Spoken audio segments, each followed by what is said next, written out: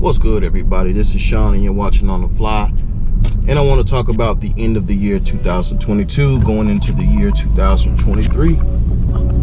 I know for some people 2022 has been some of the greatest years of their life. Some people not so much, and I can vouch for that. For the simple fact is 2022 I lost my father back in March. I had no idea that last year would be the last time that I would see him in person.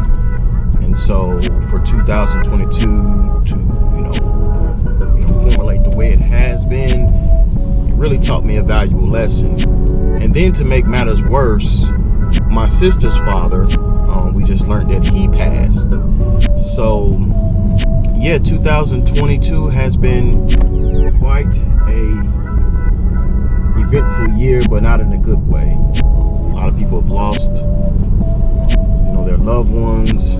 Looks like the streak of the celebrities are piling up, and it's just really, really crazy how this year managed to, finish in the home stretch.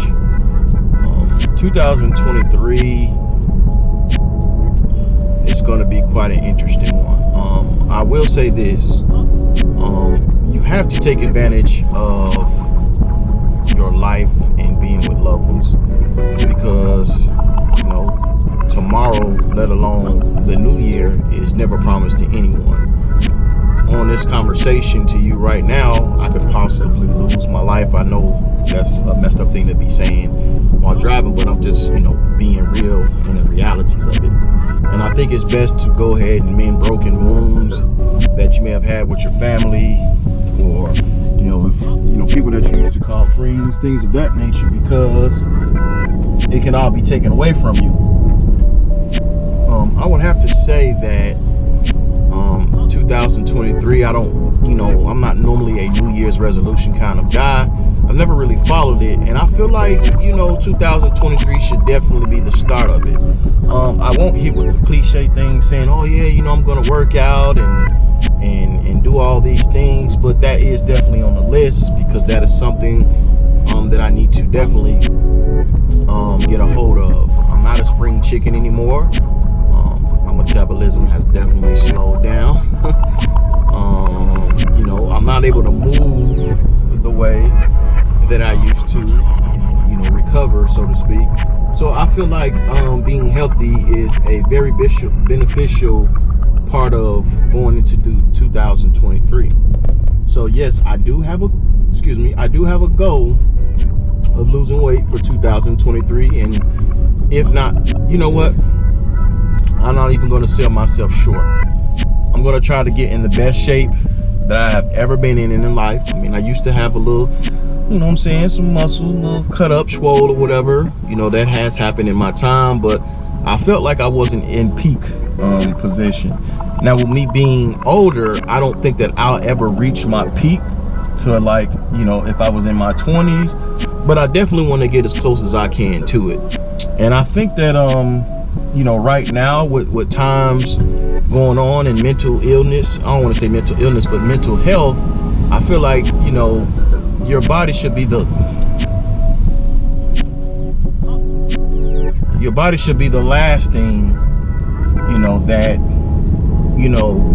you should be worried about when you have the power to do things, because you never know when you may need your body to do something, and you can't, because either you're too old or it's too late, or you kind of overweight or anything like that. So I would definitely try to encourage people to get back in the gym. Yeah, you're gonna be in those people's way. And of course, the average time to be in the gym is probably about a month, if or less. And I could have a lot of excuses, because I have really bad shoulder injuries, my back and all that kind of stuff. But there's no excuse. If I can actually do some of the work, it's all about doing it. And I know people can say, well, it's just your shoulder. It doesn't necessarily mean that you can't hit the treadmill, and they're absolutely correct.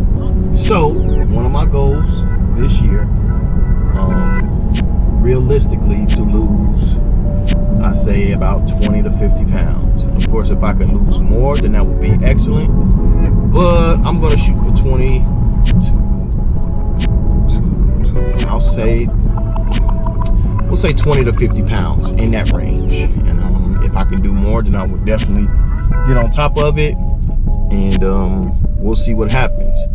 But another goal that I have for myself is to actually, like I said earlier, take advantage of doing things now while you're able to, because you never know what can happen tomorrow, in a few minutes. You know, we can't see the future. So I've put off a lot of things. It looks like it's another year where I'm not going to New York to watch the ball drop. That was one of my one of my bucket list things, and of course I didn't do it again this year. I'm at the crib, and that's cool, but I know next year it has to be a little bit different.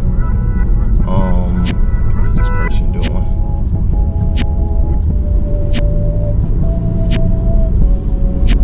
So yeah, next year is definitely the goal.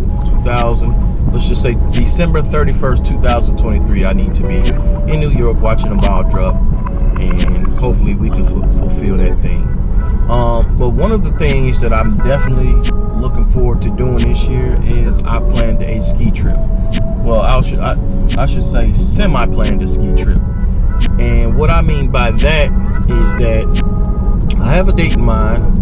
It should be, sometime in February, like mid-February, late February, or early March.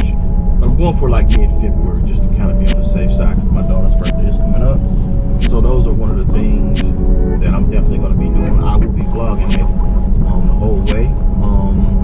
But the reason why I bring that up is a lot of times people plan trips around people, and I think that's what holds us back from going to certain places, because we all assume that these people that we're going to plan trips with, everybody will follow through on this date, everything will work itself out, we all go on a trip. But in reality, we all know that's not going to happen.